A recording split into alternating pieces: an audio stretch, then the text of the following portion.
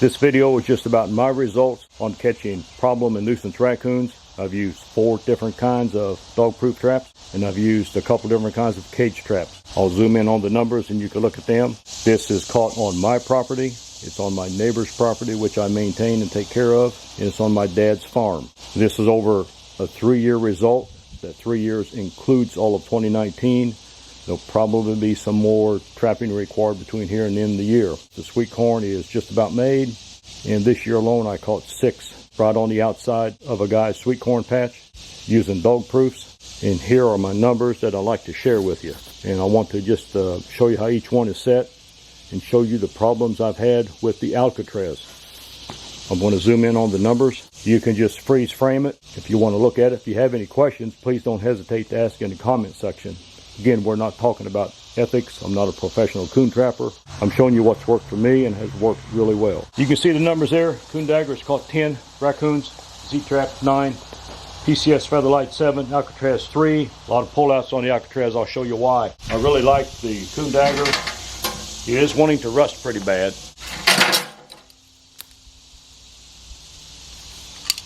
And I'm going to speed dip it along with the cables. I go ahead and put shock springs on all mine. You can do what you want on that.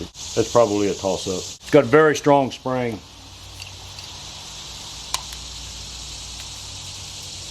And the trigger on the Coon Dagger, it is push-pull. You probably can't see it, but it's a ring. It looks like a washer in there. It's got a ring inside of it. Definitely no pullouts on this guy. He's tough.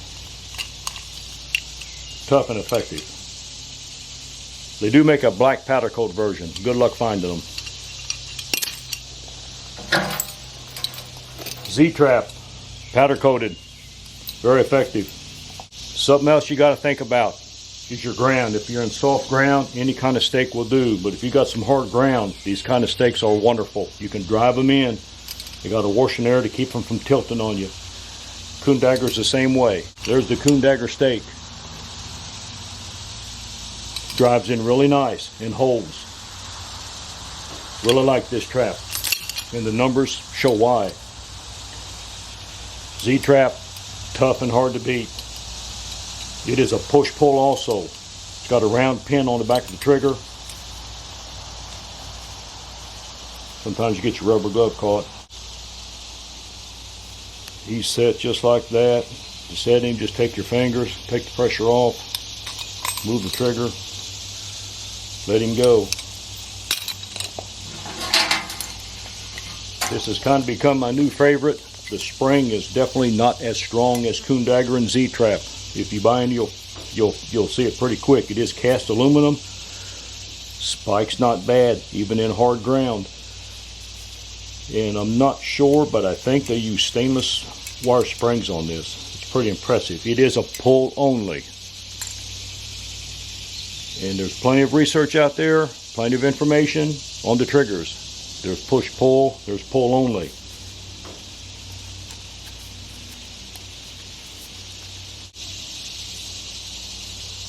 It's easy to see. You have to pull only to clear that trigger. But don't let pull only fool you. They'll work. I'm not endorsing either, just showing you what works.